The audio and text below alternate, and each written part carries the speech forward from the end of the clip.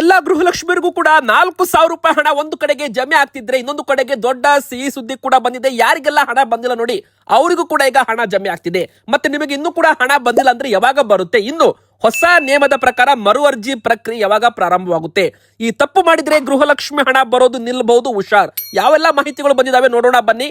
ಇನ್ನು ಸರ್ಕಾರದಿಂದ ಬಡವರಿಗೆ ಉಚಿತ ನಿವೇಶನ ಹಂಚಿಕೆ ಮಾಡಲಾಗುತ್ತಂತೆ. ಹೌದು, ಸರ್ಕಾರದ ಒಂದು ಅಪ್ಡೇಟ್ ಕೂಡ ಬರ್ತಾ ಇದೆ ವೀಕ್ಷಕರೇ. ದೊಡ್ಡ ಒಂದು ಸಿಹಿ ಸುದ್ದಿ ಅಂತಾನೂ ಕೂಡ ಇಲ್ಲಿ ಹೇಳ್ಬೋದು. ಒಟ್ಟು 40,000 ನಿವೇಶನಕ್ಕೆ ಸಂಕಲ್ಪ ಮಾಡಲಾಗಿದೆ ಬಡವರಿಗೆ ಅಂತ ಅಲ್ಲಿ ಹೇಳಲಾಗ್ತಾ ಇದೆ. ಇನ್ನೊಂದು ಕಡೆಗೆ ಮೋದಿ ಸರ್ಕಾರದಿಂದಲೂ ಕೂಡ ಹೊಸ 5 ದೊಡ್ಡ ಘೋಷಣೆಗಳನ್ನ ಮಾಡಲಾಗಿದೆ. ಹೌದು, ಆಗಸ್ಟ್ 15ನೇ ತಾರೀಕಿಗೆ ಸ್ವತಂತ್ರ ದಿನಾಚರಣೆ ಎಂದು ನರೇಂದ್ರ ಮೋದಿಜಿಯವರು ಮಾತ್ರ ಅಲ್ಲ, ಮುಖ್ಯಮಂತ್ರಿ ಡಿ.ಕೆ. ಶಿವಕುಮಾರ್ ಸರ್ ಅವರು ಹಲವಾರು ಘೋಷಣೆಗಳನ್ನ ಮಾಡಿದ್ದಾರೆ. ಹಾಗಾದ್ರೆ ಯಾವೆಲ್ಲ 10 ಹೊಸ ಘೋಷಣೆಗಳನ್ನ ಮುಖ್ಯಮಂತ್ರಿ ಡಿ.ಕೆ. ಶಿವಕುಮಾರ್ ಸರ್ ಅವರು ಮಾಡಿದ್ದಾರೆ, ಮತ್ತೆ ನರೇಂದ್ರ ಮೋದಿಜಿಯವರು ಯಾವೆಲ್ಲ ಘೋಷಣೆಗಳು, ಯಾವೆಲ್ಲ ಯೋಜನೆಗಳನ್ನ, ಹೊಸ ಯೋಜನೆಗಳನ್ನ ಘೋಷಣೆ ಮಾಡಿದ್ದಾರೆ, ಅದನ್ನು ಕೂಡ ಈ ವಿಡಿಯೋದಲ್ಲಿ ನಾವು ನಿಮಗೆ ಅಪ್ಡೇಟ್ ಕೊಟ್ಟಿದ್ದೇವೆ. ಹಾಗೂ ನಮ್ಮ ಒಂದು ಕರ್ನಾಟಕದಲ್ಲಿ BPL ಕಾರ್ಡ್ ಹೊಂದಿದವರಿಗೆ ಮತ್ತು ಅಂತ್ಯೋದಯ ಕಾರ್ಡ್ ಹೊಂದಿದವರಿಗೂ ಕೂಡ ಒಂದಲ್ಲ ಎರಡಲ್ಲ 3 ದೊಡ್ಡ ಸಿಹಿ ಸುದ್ದಿ. ನೂತನ ಸಚಿವರಾದಂತವರು ರಿಜ್ವಾನ್ ಅರ್ಷದ್ ಅವರು ಒಂದು ಹೇಳಿಕೆಯನ್ನ ಕೊಟ್ಟಿದ್ದಾರೆ. ಮತ್ತೆ ಒಂದು ಹೊಸ ಗುಡ್ ನ್ಯೂಸ್ ಅಂತಾನೆ ಹೇಳ್ಬಹುದು. ರೇಷನ್ ಕಾರ್ಡ್ ಇದ್ದವರಿಗೆ ವಿಡಿಯೋನ ಪೂರ್ತಿಯಾಗಿ ನೋಡಿ, ಎಲ್ಲಾ ಮಾಹಿತಿ ತಿಳಿದುಕೊಳ್ಳಿ. ಮೊದಲಿಗೆ ನೀವು ಇನ್ನೂ ಕೂಡ ವಿಡಿಯೋಗೆ ಲೈಕ್ ಮಾಡಿಲ್ಲ ಅಂದ್ರೆ ದಯಮಾಡಿ ಈ ವಿಡಿಯೋಗೆ ಒಂದು ಲೈಕ್ ಮಾಡೋದನ್ನ ಮರಿಬೇಡಿ. ಹಾಗೂ ಪ್ರತಿಯೊಬ್ಬರು ಕೂಡ ಕಮೆಂಟ್ ಬಾಕ್ಸ್ ಅಲ್ಲಿ ನಾವು ಕೇಳುವ ಒಂದು ಚಿಕ್ಕ ಪ್ರಶ್ನೆಗೆ ಕಮೆಂಟ್ ಮೂಲಕ ಉತ್ತರ ಕೊಡಿ. ನಿಮ್ಮ ಕಮೆಂಟ್ ಇಂದ ನಮಗೆ ತುಂಬಾ ಒಳ್ಳೆ ಫೀಡ್ಬ್ಯಾಕ್ ಸಿಗಲಿದೆ. ಸೊ ನಿಮಗೆ 32ನೇ ಕಂತು ಹಣ, ಗೃಹಲಕ್ಷ್ಮಿ ಹಣ ಜಮೆ ಆಗಿದೆಯಾ ಅಕೌಂಟ್ಗೆ? ನಮಗೆ ಬೇಗನೆ ಕಮೆಂಟ್ ಅಲ್ಲಿ ನೀವು ನಿಮ್ಮ ಅನಿಸಿಕೆ ಕಮೆಂಟ್ ಮಾಡಿ ವೀಕ್ಷಕರೇ. ನೋಡಿ, ತುಂಬಾ ಜನ ಎಸ್ ಹಣ ಬರ್ತಾ ಇದೆ ಅಂತ ಕೆಲವರು ಕಮೆಂಟ್ ಮಾಡ್ತಿದ್ದಾರೆ, ಆದ್ರೆ ಕೆಲವರು ಇನ್ನೂ ಕೂಡ ಹಣ ಬಂದಿಲ್ಲ ಅಂತಾನೂ ಕೂಡ ಕಮೆಂಟ್ ಮಾಡ್ತಿದ್ದಾರೆ ವೀಕ್ಷಕರೇ. ನೋಡಿ, ಯಾರಿಗೆಲ್ಲ ಹಣ ಬಂದಿಲ್ಲ ಅಂತವರಿಗೆ ಹಣ ಯಾವಾಗ ಬರುತ್ತೆ? ಈ 32ನೇ ಕಂತು ಹಣ ಇದೇ ವಾರದಲ್ಲಿ ಜಮೆ ಆಗುವ ಸಾಧ್ಯತೆ ಇದೆ. ಅಂದ್ರೆ 22ನೇ ತಾರೀಕಿನ ಒಳಗೆ ಗೃಹಲಕ್ಷ್ಮಿಯರ ಅಕೌಂಟ್ಗೆ 2,000 ರೂಪಾಯಿ 32ನೇ ಕಂತು ಹಣ ಬಹುತೇಕ ಜಮೆ ಆಗೋದು ಗ್ಯಾರಂಟಿ. ಯಾಕಂದ್ರೆ 2,443 ಕೋಟಿ ರೂಪಾಯಿ ಹಣವನ್ನ ಮುಖ್ಯಮಂತ್ರಿ ಡಿ.ಕೆ. ಶಿವಕುಮಾರ್ ಸರ್ ಅವರೇ ಹಣವನ್ನ ಬಿಡುಗಡೆಯಲ್ಲಿ ಮಾಡಿರುವಂತದ್ದು. ಸೊ ಇದು ಈ ಬಾರಿ ಅಧಿಕೃತವಾಗಿ ಒಂದು ಮಾಹಿತಿ ಸರ್ಕಾರದಿಂದ ಬಂದಿದೆ. ಮತ್ತೆ ಯಾರಿಗೆಲ್ಲ 31ನೇ ಕಂತು ಹಣ ಬಂದಿದ್ದಿಲ್ಲ ನೋಡಿ ಅವರಿಗೂ ಕೂಡ 31ನೇ ಕಂತು ಹಣ ಈಗ ಜಮೆ ಆಗಿದೆ ವೀಕ್ಷಕರೇ. ಸೊ ನಿಮ್ಮ ಒಂದು ಬ್ಯಾಂಕ್ ಅಕೌಂಟ್ ಒಮ್ಮೆ ಬಾರಿ ನೀವು ಚೆಕ್ ಮಾಡ್ಕೊಳ್ಳಿ. ಇನ್ನು ಯಾರಿಗೆಲ್ಲ 30, 31 ಕಂತು ಹಣ ಬಂದಿಲ್ಲ ಅಂತವ್ರು ಏನ್ ಮಾಡ್ಬೇಕು?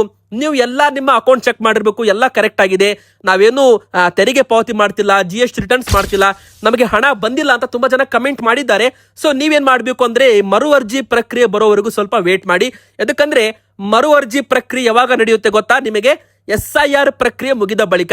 ನೋಡಿ, ಈ ಒಂದು ಭಾರತದಲ್ಲಿ ಕರ್ನಾಟಕದಲ್ಲಿ ನಡೆಯುತ್ತಿರುವ SIR ಪ್ರಕ್ರಿಯೆ, ನಿಮಗೆ BL ಅವರು ಒಂದು ಅರ್ಜಿ ಕೊಟ್ಟಿದ್ರಲ್ಲ ಮತದಾನದ ಹಕ್ಕು ಉಳಿಸ್ಕೊಳ್ಳೋಕೆ, ಸೊ ಆ ಅರ್ಜಿ ನೀವು ತುಂಬಿ ವಾಪಸ್ ಕೊಟ್ಟಿದ್ರೆ ನಿಮ್ಮ ಹೆಸರು ಮತಪಟ್ಟಿಲಿ ಇದೆ ಇಲ್ಲೋ ಅಂತ ಮೊದಲು ಚೆಕ್ ಮಾಡ್ಕೊಳ್ಳಿ.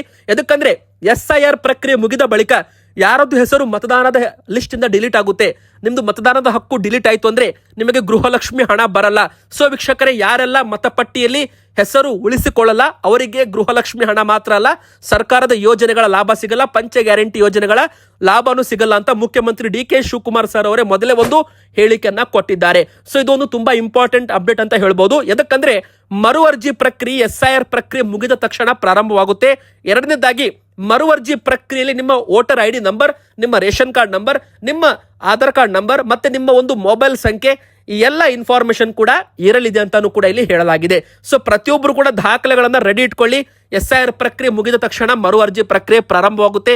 ಮರು ಅರ್ಜಿ ನೀವೇನಾದ್ರೂ ಬಯೋಮೆಟ್ರಿಕ್ ಕೊಟ್ಟು, ಅಂದ್ರೆ ನಿಮ್ಮ ಒಂದು ಹೆಬ್ಬಟ್ಟು ಗುರುತು ಕೊಟ್ಟು ನೀವು ಬಯೋಮೆಟ್ರಿಕ್ ಕೊಟ್ಟು ಗೃಹಲಕ್ಷ್ಮಿ ಯೋಜನೆಗೆ ಮರು ಅರ್ಜಿ ಹಾಕಿದ ನಂತರ ಮತ್ತೊಮ್ಮೆ ಈ ಒಂದು ಯೋಜನೆಗೆ ನಿಮ್ಮ ಹೆಸರು ನೋಂದಾಯಿಸಿಕೊಳ್ಳಲಾಗುತ್ತೆ. ನಂತರ ಪ್ರತಿ ತಿಂಗಳು ಕೂಡ ಹಣ ಬರುತ್ತೆ, ಗ್ಯಾರಂಟಿ, ಯಾವುದೇ ಕಾರಣಕ್ಕೂ ಹಣ ಬರಲ್ಲ ಅಂತಲ್ಲ, ಪ್ರತಿಯೊಬ್ಬರಿಗೂ ಕೂಡ ಹಣ ಬರುತ್ತೆ. ಗೃಹಲಕ್ಷ್ಮಿಯರಿಗೆ, ನಕಲಿ ಫಲಾನುಭವಿಗಳಿಗೆ ಮಾತ್ರ ಹಣ ಬರಲ್ಲ. ನೋಡಿ, ಕೆಲವೊಮ್ಮೆ ಒಂದೇ ಮನೆಯಲ್ಲಿ 2-3 ಜನ ಹಣ ಪಡ್ಕೋತಾ ಇದ್ದಾರೆ. ಒಂದೇ ಬ್ಯಾಂಕ್ ಅಕೌಂಟ್ಗೆ 2-3 ಬಾರಿ ಗೃಹಲಕ್ಷ್ಮಿ ಹಣ ಹೋಗ್ತಾ ಇದೆ. ಸೊ ಏನಾಗಿದೆ ಅಂದ್ರೆ 2-3 ಬಾರಿ ಗೃಹಲಕ್ಷ್ಮಿಗೆ ಬೇರೆ ಬೇರೆ ಹೆಸರಲ್ಲಿ ಅರ್ಜಿ ಹಾಕಿದ್ದಾರೆ ಒಂದೇ ಅಕೌಂಟ್ ನಂಬರ್ಗೆ. ಸೊ ಎಲ್ಲ ಕೂಡ ದಾಖಲೆಯಲ್ಲಿ CAG ಆಡಿಟ್ ವರದಿಯಲ್ಲಿ ಗೊತ್ತಾಗಿದೆ. ಸೊ ಹೀಗಾಗಿ ಈ ನಕಲಿ ಫಲಾನುಭವಿಗಳನ್ನ ಒಂದು ಯೋಜನೆ ಪಟ್ಟಿಯಿಂದ ತೆಗೆದು ಹಾಕಲಾಗುತ್ತೆ. ತೆರಿಗೆ ಪಾವತಿ ಮಾಡ್ತಾ ಇದ್ದವರು, GST ರಿಟರ್ನ್ಸ್ ಮಾಡ್ತಿದ್ದವರು, ಮೃತಪಟ್ಟಿದ್ದವರು, ಇವರೆಲ್ಲರನ್ನು ಕೂಡ ಗೃಹಲಕ್ಷ್ಮಿ ಯೋಜನೆ ಹೆಸರಿನಿಂದ ತೆಗೆದು ಹಾಕಲಾಗುತ್ತೆ. ನೈಜ ಫಲಾನುಭವಿಗಳಿಗೆ ಹಣ ಜಮೆ ಆಗುತ್ತೆ. ಹಣ ಜಮೆ ಆದ ತಕ್ಷಣ ನಿಮ್ಮ ಮೊಬೈಲ್ಗೆ ಒಂದು ವಾಯ್ಸ್ ಮೆಸೇಜ್ ಕೂಡ ಬರಬೇಕು. ಆ ತರ ಒಂದು ಸಿಸ್ಟಮ್ ಸಾಫ್ಟ್ವೇರ್ ಕೂಡ ರೆಡಿ ಮಾಡಲಾಗ್ತಾ ಇದೆ ರಾಜ್ಯ ಸರ್ಕಾರದಿಂದ. ಇನ್ನು ಇಷ್ಟು ಮಾತ್ರ ಅಲ್ಲ ವೀಕ್ಷಕರೇ, ಬಯೋಮೆಟ್ರಿಕ್ ಕೂಡ ನೀವು ನಿಮ್ಮ ಕರ್ನಾಟಕ ಗ್ರಾಮ ಒನ್ಗಳಲ್ಲಿ ಕೊಡಬೇಕಾಗುತ್ತೆ. ಆದ್ರೆ ಸದ್ಯಕ್ಕೆ ಯಾರು ಕೂಡ ಹೋಗಬೇಡಿ, ಯಾಕಂದ್ರೆ ಸದ್ಯಕ್ಕೆ ಇನ್ನೂ ಕೂಡ ಅರ್ಜಿ ನಮೂನೆ ಓಪನ್ ಆಗಿಲ್ಲ, ಫಾರ್ಮ್ ಓಪನ್ ಆಗಿಲ್ಲ. ಸೊ ಓಪನ್ ಆದ್ಮೇಲೆ ನಾವು ಹೇಳ್ತೇವೆ, ಅವಾಗ ನೀವು ಹೋಗಬಹುದು. ಸದ್ಯಕ್ಕೆ ಗೃಹ ಜ್ಯೋತಿ ಯೋಜನೆ ಮರು ಅರ್ಜಿ ಪ್ರಕ್ರಿಯೆ ಮಾತ್ರ ಪ್ರಾರಂಭವಾಗಿದೆ. ಮನೆ ಮನೆಗೆ ಈಗಾಗಲೇ ಸಿಬ್ಬಂದಿಗಳು ಬಂದು ಮರು ಪರಿಶೀಲನೆ ಕೂಡ ಗೃಹ ಜ್ಯೋತಿ ಯೋಜನೆ, ಏನು ಉಚಿತ ಕರೆಂಟ್ ಯೋಜನೆ ಏನಿದೆ, ಉಚಿತ ವಿದ್ಯುತ್ ಯೋಜನೆ ಏನಿದೆ, ಅದು ಈಗ ನಡೀತಾ ಇದೆ. ಈಗ ಬನ್ನಿ ವೀಕ್ಷಕರೇ, ಎರಡನೇ ದೊಡ್ಡ ಬ್ರೇಕಿಂಗ್ ನ್ಯೂಸ್ ಏನಂತ ನೋಡೋಣ. ರೇಷನ್ ಕಾರ್ಡ್ ಇದ್ದವರಿಗಾಗಿರ್ಬೋದು, ಸರ್ಕಾರದ ಹೊಸ ಘೋಷಣೆಗಳು ಎಲ್ಲವನ್ನು ಕೂಡ ನೋಡೋಣ. ವಿಡಿಯೋನ ಪೂರ್ತಿಯಾಗಿ ನೋಡ್ತಾ ಇರಿ, ವಿಡಿಯೋ ಮಿಸ್ ಮಾಡಬೇಡಿ. ಮೊದಲಿಗೆ ಹೇಳ್ಬೇಕಂದ್ರೆ 40,000 ನಿವೇಶನಗಳನ್ನ ಹಂಚಿಕೆ ಮಾಡೋದಕ್ಕೆ ಸಂಕಲ್ಪ ತಗೊಳ್ಳಲಾಗಿದೆ. ಹೌದು, ಈಗಾಗಲೇ ಬೆಂಗಳೂರು ದಕ್ಷಿಣ ಜಿಲ್ಲೆಯ ಬಡವರು ಮತ್ತು ನಿವೇಶನ ರಹಿತರಿಗೆ 40,000 ನಿವೇಶನಗಳನ್ನ ಆಶ್ರಯ ಯೋಜನೆ ಅಡಿಯಲ್ಲಿ ಒದಗಿಸಲು 700 ಎಕರೆಗೂ ಹೆಚ್ಚು ಜಮೀನನ್ನ ಗುರುತು ಮಾಡಲಾಗಿದೆ ಎಂದು ಪೌರಾಡಳಿತ ಸಚಿವರಾದ ಜಿಲ್ಲಾ ಉಸ್ತುವಾರಿ ಸಚಿವರು HC ಬಾಲಕೃಷ್ಣ ಅವರು ಒಂದು ಹೇಳಿಕೆಯನ್ನ ಕೊಟ್ಟಿರುವಂತದ್ದು ವೀಕ್ಷಕರೇ. ಇಷ್ಟು ಮಾತ್ರ ಅಲ್ಲ, ಇನ್ನೊಂದು ದೊಡ್ಡ ಘೋಷಣೆ ಬಂದಿದೆ. ಅದೇನಪ್ಪಾ ಅಂದ್ರೆ ಗೃಹ ಮಂಡಳಿಯವರು ಒಂದು ಹೇಳಿಕೆಯನ್ನ ಕೊಟ್ಟಿದ್ದಾರೆ. ಆ ಬಡವರಿಗೆ ಕಡಿಮೆ ದರದಲ್ಲಿ ಮತ್ತು ಕಡು ಬಡವರಿಗೆ ಫ್ರೀ ಸೈಟ್ ಕೊಡೋದಾಗಿ ಗೃಹ ಮಂಡಳಿಯ ಅಧ್ಯಕ್ಷರು ಮಾನ್ಯವರು ಒಂದು ಹೇಳಿಕೆ ಕೊಟ್ಟಿದ್ದಾರೆ. ರಾಜ್ಯ ಸರ್ಕಾರದಿಂದ ಬಡವರಿಗೆ ಕಡಿಮೆ ದರದಲ್ಲಿ ನಿವೇಶನ ಕೊಡ್ತಾರೆ, ಕಡು ಬಡವರಿಗೆ ಉಚಿತ ನಿವೇಶನ ಯೋಜನೆ ಆರಂಭವಾಗಲಿದೆ ಅಂತೆ. ಅಲ್ಲದೆ 6 ತಿಂಗಳಲ್ಲಿ 72,000 ಹುದ್ದೆ ಭರ್ತಿಗೆ ಕ್ರಮ ಕೈಗೊಳ್ಳಲಿದ್ದೇವೆ ಎಂದು ರಾಜ್ಯದ ಕರ್ನಾಟಕ ಗೃಹ ಮಂಡಳಿ ನೂತನ ಅಧ್ಯಕ್ಷರು ಶಾಸಕ ಶ್ರೀನಿವಾಸ್ ಮಾನೆ ಅವರು ತಿಳಿಸಿದ್ದಾರೆ. ಸ್ವತಂತ್ರ ದಿನೋತ್ಸವದಲ್ಲಿ ಮಾತನಾಡಿದ ಇವರು ಜನಸಾಮಾನ್ಯರ ಸಮಸ್ಯೆಗಳನ್ನು ಈಡೇರಿಸಲು ಬದ್ಧರಾಗಿದ್ದೇವೆ ಅಂತಾನೂ ಕೂಡ ಒಂದು ಹೇಳಿಕೆಯನ್ನ ಕೊಟ್ಟಿರುವಂತದ್ದು ವೀಕ್ಷಕರೇ. ಇನ್ನು ನಮ್ಮ ಮುಖ್ಯಮಂತ್ರಿ DK ಶಿವಕುಮಾರ್ ಸರ್ ಅವರು ಕೂಡ ಸ್ವತಂತ್ರ ದಿನಾಚರಣೆ ಎಂದು ದೊಡ್ಡ ಘೋಷಣೆಗಳನ್ನ ಮಾಡಿದ್ದಾರೆ. ಮೊದಲಿಗೆ ಅವರು ದೊಡ್ಡ 10 ಘೋಷಣೆಗಳನ್ನ ಮಾಡಿರುವಂತದ್ದು. ಅದರಲ್ಲಿ ಮೊದಲನೇ ಘೋಷಣೆ ಬಂದು 72,000 ಖಾಲಿ ಸರ್ಕಾರಿ ಹುದ್ದೆಗಳನ್ನ ಭರ್ತಿ ಮಾಡೋದಾಗಿ 6 ತಿಂಗಳಲ್ಲಿ ಅಧಿಸೂಚನೆ ಹೊರಡಿಸಲಾಗುತ್ತೆ. ಇನ್ನು ಎರಡನೇದ್ದು ಮುಖ್ಯಮಂತ್ರಿ ಅವರ ಉದ್ಯೋಗ ಸಂಕಲ್ಪ ಯೋಜನೆ ಆರಂಭವಾಗ್ತಾ ಇದೆ. ರಾಜ್ಯದ ವಿವಿಧೆಡೆ ಕೃತಕ ಬುದ್ಧಿಮತ್ತೆ AI ಅಂದ್ರೆ AI ಆರ್ಟಿಫಿಷಿಯಲ್ ಇಂಟೆಲಿಜೆನ್ಸ್ ಹಬ್ಗಳ ಸ್ಥಾಪನೆಗೂ ಕೂಡ ಇಲ್ಲಿ ಭರವಸೆಯನ್ನು ಕೊಡಲಾಗಿದೆ. ಇನ್ನು 4ನೇದಾಗಿ ಯುವಕರಿಗೆ ಯುವ ಉದ್ಯೋಗ ಸೇತು ಯೋಜನೆ ಘೋಷಣೆ ಮಾಡಲಾಗಿದೆ. ಉದ್ಯೋಗ ನಿಧಿ ಯೋಜನೆ ಮೂಲಕ ಹಿಂದುಳಿದ ಜಿಲ್ಲೆಯಲ್ಲಿ ಉದ್ಯೋಗ ಸೃಷ್ಟಿ ಮಾಡಲಾಗುತ್ತಂತೆ. ಪ್ರತಿ ಹೊಸ ಉದ್ಯೋಗಕ್ಕೆ ತಿಂಗಳಿಗೆ 2,500 ಪ್ರೋತ್ಸಾಹ ಧನದ ಭರವಸೆ ಕೂಡ ಈ ಬಾರಿ ಮುಖ್ಯಮಂತ್ರಿ DK ಶಿವಕುಮಾರ್ ಸರ್ ಅವರು ತಮ್ಮ ಒಂದು ಘೋಷಣೆಯನ್ನ ಮಾಡಿದ್ದಾರೆ. 80ನೇ ಸ್ವತಂತ್ರೋತ್ಸವದ ಅಂಗವಾಗಿ ಬೆಂಗಳೂರಿನ ಮಾಣಿಕ್ ಶಾ ಪರೇಡ್ ಮೈದಾನದಲ್ಲಿ CM DK ಶಿವಕುಮಾರ್ ಅವರು ಧ್ವಜಾರೋಹಣ ನೆರವೇರಿಸಿದರು. ಈ ಬಾರಿ 10 ದೊಡ್ಡ ಘೋಷಣೆಗಳನ್ನ ಮಾಡಿದ್ದಾರೆ. ಇನ್ನು ರೈತರಿಗಾಗಿ ಮುಖ್ಯಮಂತ್ರಿ ಅವರು ರೈತ ಚೈತನ್ಯ, ರೈತ ಮಿತ್ರ ಯೋಜನೆ ಜಾರಿ ಮಾಡೋದಾಗಿ ಘೋಷಣೆ ಮಾಡಿದ್ದಾರೆ. ವಿಶೇಷವಾಗಿ ಗ್ರಾಮೀಣ ವಿದ್ಯಾರ್ಥಿಗಳಿಗಾಗಿ ಸಹಾಯ ಹಸ್ತ ಯೋಜನೆ ಕೂಡ ಪ್ರಾರಂಭ ಮಾಡೋದಾಗಿ ಘೋಷಣೆ ಮಾಡಿದ್ದಾರೆ. ಇನ್ನು ಪ್ರಮುಖವಾಗಿ 20,000 ಕೋಟಿ ಹೂಡಿಕೆ ಹಾಗೂ ಸುಮಾರು 1 ಲಕ್ಷ ಉದ್ಯೋಗ ಕರ್ನಾಟಕದಲ್ಲಿ ಸೃಷ್ಟಿ ಮಾಡುವ ಗುರಿ ಕೂಡ ಇದೆ. ಸರಳ ವಿಮಾ ಸೇವೆಗಾಗಿ ರಾಜ್ಯ ಮೋಟಾರು ವಾಹನ ವಿಮಾ ಸಂಸ್ಥೆ ಕೂಡ ಪ್ರಾರಂಭ ಮಾಡೋದಾಗಿ ಘೋಷಣೆಯನ್ನ ಮಾಡಿದ್ದಾರೆ. ಬೆಂಗಳೂರಲ್ಲಿ ಬಿಸಿನೆಸ್ ಕಾರಿಡಾರ್, ರೈತ ಮಿತ್ರ ಯೋಜನೆ ಜಾರಿ, 5 ಜಾಗತಿಕ ಕೇಂದ್ರಗಳ ಸ್ಥಾಪನೆ ಸೇರಿದಂತೆ ಒಟ್ಟು ನಮ್ಮ ಕರ್ನಾಟಕ ರಾಜ್ಯಾದ್ಯಂತ 72,000 ಹುದ್ದೆ ಭರ್ತಿ ಕೂಡ ಘೋಷಣೆ ಮಾಡಲಾಗಿದೆ. 2047ರ ವಿಕಸಿತ ಭಾರತದ ಜಪಪಡಿಸಿದ್ದಾರೆ ಕರ್ನಾಟಕದ ಮುಖ್ಯಮಂತ್ರಿ. AI, ವಿವಿ, ಕೋಡಿಂಗ್, ಗುರುಕುಲು ಸೇರಿದಂತೆ 72,000 ಹುದ್ದೆ ಭರ್ತಿ ಘೋಷಣೆಯನ್ನ ಇಲ್ಲಿ ಮಾಡಿರುವಂತದ್ದು. ಸೊ ಇದು ದೊಡ್ಡ ಒಂದು ಸಿಹಿ ಸುದ್ದಿ ಅಂತಾನೆ ಹೇಳ್ಬಹುದು. ಇನ್ನೊಂದು ಕಡೆಗೆ ಕೇಂದ್ರದ ಮೋದಿ ಸರ್ಕಾರದಿಂದಲೂ ಕೂಡ ಒಂದು ದೊಡ್ಡ ಘೋಷಣೆ ಬಂದಿದೆ. ದೇಶದ ಎಲ್ಲಾ ಜಂಜಿಗಳಿಗೆ ಉಚಿತ ಆನ್ಲೈನ್ ಕೋಚಿಂಗ್ ಕೊಡೋದಾಗಿ ಮೋದಿ ಅವರು ಘೋಷಣೆಯನ್ನ ಮಾಡಿರುವಂತದ್ದು. ಹೌದು, ಸ್ವತಂತ್ರೋತ್ಸವದ ಭಾಷಣದಲ್ಲೂ ಕೂಡ ನರೇಂದ್ರ ಮೋದಿಜಿ ಅವರು ಜಂಜಿ ಜಪವನ್ನ ಮಾಡಿದ್ದಾರೆ. 2 ಕೋಟಿ ಯುವಕರಿಗೆ ಕೃತಕ ಬುದ್ಧಿಮತ್ತೆ ತರಬೇತಿ ಕೊಡೋದಾಗಿ ಘೋಷಣೆಯನ್ನ ಇಲ್ಲಿ ಮಾಡಿರುವಂತದ್ದು. ಕೆಂಪುಕೋಟೆಯಲ್ಲಿ ಧ್ವಜಾರೋಹಣ ನೆರವೇರಿಸಿದ ರಾಷ್ಟ್ರದ ಜನರನ್ನ ಉದ್ದೇಶಿಸಿ ಭಾಷಣ ಮಾಡಿದ ಪ್ರಧಾನಿ ಮೋದಿ ಅವರು ಜಂಜಿಗಳಿಗೆ ಬಂಪರ್ ಕೊಡುಗೆ ಘೋಷಣೆ ಮಾಡಿದ್ದಾರೆ. ಬರುವ ವರ್ಷದಲ್ಲಿ 1 ಕೋಟಿ ಯುವಕರಿಗೆ ಕೃತಕ ಬುದ್ಧಿಮತ್ತೆ ಅಂದ್ರೆ AI ಆರ್ಟಿಫಿಷಿಯಲ್ ಇಂಟೆಲಿಜೆನ್ಸ್ ತರಬೇತಿ ನೀಡುವ ಮಹತ್ವಾಕಾಂಕ್ಷಿ ಯೋಜನೆ ಪ್ರಧಾನಿ ಮೋದಿ ಅವರು ಘೋಷಣೆ ಮಾಡಿದ್ದಾರೆ. ಅಷ್ಟು ಮಾತ್ರವಲ್ಲದೆ 75 ನಿಮಿಷಗಳ ಭಾಷಣ ಕೂಡ ಇಲ್ಲಿ ಮಾಡಿರುವಂತದ್ದು. ಇನ್ನು ಉತ್ಪಾದನೆ ಆಗಿರ್ಬೋದು, ಕೃಷಿ ಸುಧಾರಣೆ, ತಂತ್ರಜ್ಞಾನ, ಮೂಲ ಸೌಕರ್ಯ, ರಕ್ಷಣಾ ಕ್ಷೇತ್ರ, ಹಸಿರು ಮತ್ತು ನೀಲಿ ಆರ್ಥಿಕತೆ ಅಭಿವೃದ್ಧಿಗೂ ಕೂಡ ಸಪ್ತ ಸಿಂಧು ಸೂತ್ರವನ್ನ ಘೋಷಣೆ ಮಾಡಿದ್ದಾರೆ. ಮತ್ತೆ ಸ್ಪರ್ಧಾತ್ಮಕ ಪರೀಕ್ಷೆಗಳಿಗೆ ಉಚಿತ ಆನ್ಲೈನ್ ಕೋಚಿಂಗ್ ಕೂಡ ಸೌಲಭ್ಯ ಕೇಂದ್ರ ಸರ್ಕಾರದಿಂದ ಕೊಡೋದಾಗಿ ಘೋಷಣೆ ಮಾಡಿದ್ದಾರೆ. ಈ ಮೂಲಕ ಬಡ ಹಾಗೂ ಮಧ್ಯಮ ವರ್ಗದ ಮೇಲಿನ ಹೊರೆಯನ್ನ ಇಳಿಕೆ ಮಾಡೋದು. 2036ರ ಒಲಿಂಪಿಕ್ಸ್ ದೃಷ್ಟಿಯಿಂದಲೂ ಕೂಡ ಕೇಂದ್ರದ ಮಹತ್ವದ ನಿರ್ಧಾರ ತಗೊಳ್ಳಲಾಗಿದೆ.